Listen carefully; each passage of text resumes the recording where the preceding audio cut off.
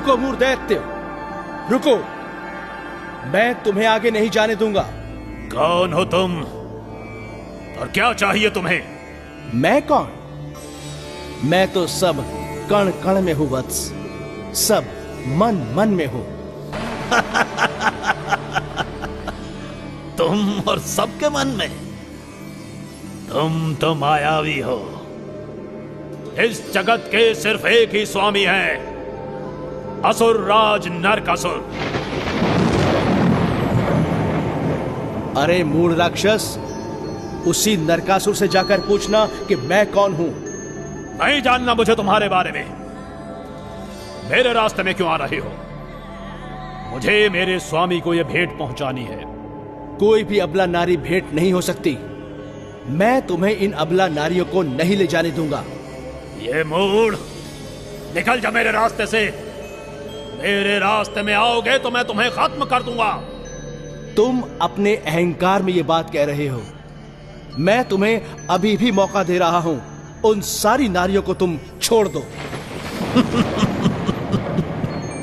तुम कौन होते हो मुझे मौका देने वाले? मैं ही तुम्हें बख्श रहा हूं। अगर अपनी और अपने देवलोक की जान प्यारी है तो मेरे रास्ते से हट जाओ।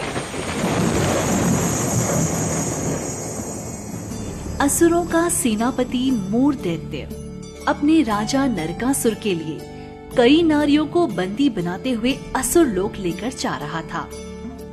इन दैत्यों से उन नारियों को बचाने की जिम्मेदारी वासुदेव श्री कृष्ण ने ले ली थी। उस दैत्य के सामने उन नारियों को बचाने के लिए वे खड़े हो गए। अपनी शक्ति और पद का अहंकार करने वाली मूढ़ दैत्य को चेतावनी देते हुए वासुदेव बोले, तुम अपने अहंकार में धुत हो। मैं क्या, तुम्हें कोई समझा नहीं सकता। समझने और समझाने वाली बातें अब गई। इतने ही होशियार और बलशाली हो तो मुझे रोक कर दिखाओ। इस संसार में जब जब अधर्म का साया बढ़ता है तब तब मुझे आना ही पड़ता है, और इस अधर्म की परिसीमा अब तुमने पार कर ली है मूढ़ दैत्य। अब तुम्हें चाहकर भी मुझसे कोई बचा नहीं सकता। पूरे क्रोध में आकर वासुदेव श्री कृष्ण ने अपने धनुष को आगे किया। एक नुकीला बाण उन्होंने अपने धनुष पर चढ़ाया। किसी मंत्र का उच्चारण करते हुए उन्होंने वह बाण पूरी सफलता से मूढ़ दैत्य की ओर छोड़ दिया। उतने ही चतुराई से मूढ़ दैत्य ने उस बाण को अपने से दूर किया। इन बाणों का सिलसिला काफी देर तक चलता रहा। दोनों वीर अपनी अपनी पूरी शक्तियां लगा रहे थे। ये घमासान युद्ध पूरे 2 प्रहर तक चलता रहा। इस युद्ध को खत्म करने हेतु मूढ़ दैत्य ने एक अस्त्र का प्रयोग वासुदेव श्री कृष्ण पर किया। उस अस्त्र के प्रयोग के कारण वासुदेव श्री कृष्ण का रथ टूट गया। वे जमीन पर गिर गए। मूढ़ दैत्य जोर जोर से हंसने लगा। उसने गिरे हुए कृष्ण को देखकर उन्हें मारने के लिए एक और बाण धनुष पर चढ़ाया। इतने में ही भगवान श्री कृष्ण ने अपनी सारी शक्ति को एक करते हुए सुदर्शन चक्र को अपने हाथ में ले लिया और पूरे सफलता से मूढ़ दैत्य की ओर फेंक दिया। सुदर्शन चक्र के तेज को मूढ़ की आंखें सहन न कर पाईं और उस सुदर्शन चक्र ने उसके सर को उसकी काया से अलग कर दिया। गिरे हुए मूढ़ दैत्य के देह को प्रणाम करते हुए श्री कृष्ण बोले, हे दैत्यराज मूढ़, अगर तुम नरकासुर का इस अधर्म में साथ नहीं देते तो मैं तुम्हें नहीं मारता। तुम्हारा वध करने के कारण आज मैं मुरारी बन गया। पूरे आदरपूर्व भाव के साथ श्री कृष्ण मूढ़ का शव उठाने लगे। उन्होंने उस शव को अपने दोनों हाथ में उठाया और वे उसे अग्नि देने के लिए जा ही रहे थे।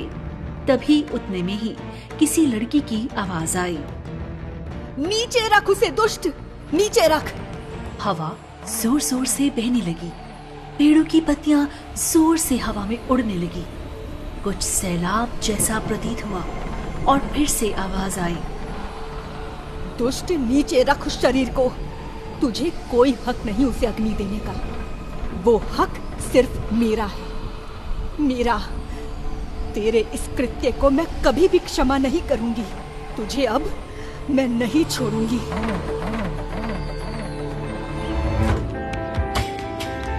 कौन थी वो?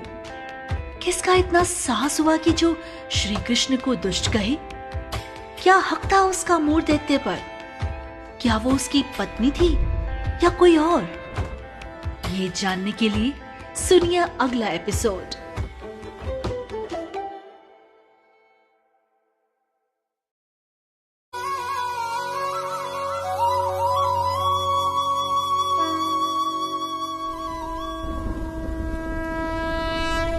उस लड़की की आवाज के कारण वासुदेव श्री कृष्ण रुक गए।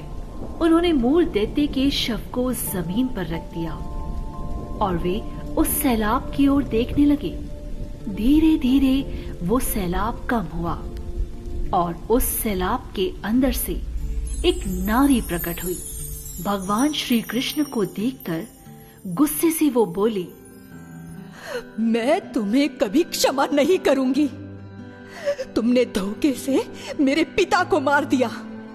तुम्हारे पिता की मृत्यु का मुझे भी दुख है, लेकिन मूर दैत्य को तो मरना ही था देवी। इंसान का कर्म ही उसे फल देता है। इस दैत्य का कर्म धर्म के अनुसार नहीं था, उस हिसाब से इसे फल मिला है। किसी भी कन्या का अपहरण करना ये उचित नहीं है। लेकिन वो जन्म से दैत्य थे, तो उनकी मति भी वैसी ही होगी। भले ही उनके हाथों से ये पाप हुआ है, लेकिन मौत उनके इस कर्म का फल नहीं था। मैंने पूरे दिल से उसे समझाया था देवी, लेकिन उसने नहीं माना। अंत में मुझे उसे दंडित करना पड़ा। मैं मेरे इस कृत्य की तुमसे क्षमा मांगता हूं। तुम क्षमा योग्य नहीं हो। एक पुत्री से उसका पितृ छत्र छीन लेना क्षमा योग्य नहीं है। तुम्हें मैं क्या, इस संसार का कोई भी जीव कभी भी क्षमा नहीं कर सकता। मेरे पिता को अग्नि देने से पहले मैं तुम्हारा वध करूंगी। तुम्हें खत्म करने के बाद ही मैं मेरे पिता के पार्थिव को अग्नि दूंगी। ये तुम गलत सोच रही हो देवी। तुम्हारे पिता का अंत सृष्टि का नियम था, मैंने कुछ नहीं किया। बहुत हो गई तुम्हारी बकवास, बहुत सुन लिया मैंने। अब तुम्हें इस मौरवी के क्रोध से कोई बचा नहीं सकता। मोर पुत्री मौरवी वासुदेव श्री कृष्ण के साथ यही वार्तालाप जोर जोर से कर रही थी। पिता के वध का बदला कृष्ण से लेने का उसने मन में ठान लिया था। वह वासुदेव श्री कृष्ण की कोई भी बात सुनने के लिए तैयार ही नहीं थी। इतने में एक आकाशवाणी हुई। आकाशवाणी से देवी कामाख्या प्रकट हुई और बोली, पुत्री, तुम युद्ध से लौट जाओ। ये माधव श्री कृष्ण युद्ध में दुर्जय है। कोई किसी भी प्रकार से इन्हें संग्राम में हरा नहीं सकता। औरों की तो बात ही क्या, साक्षात भगवान शिव भी इन्हें परास्त नहीं कर सकते। ये आप क्या कह रही हैं माते? हाँ पुत्री, इन्हें प्रणाम करके तुम युद्ध से पीछे हट जाओ। लेकिन अपने पिता के हत्यारे को मैं कैसे छोड़ दूं माते? बेटी, वे सृष्टि के निर्माण करता है। तुम्हें, मुझे ये शरीर, ये रूप इन्होंने दिया है। तुम्हारे पिता की भी काया, उनका दैत्य रूप, ये सब इनकी ही तो देन है। दैत्य राज मोर के पापों का अंत किसी को तो करना ही था ना। भगवान श्री कृष्ण ने सिर्फ अपना धर्म निभाया। तुम्हारे पिता के जाने का तुम अब शोक मत करना।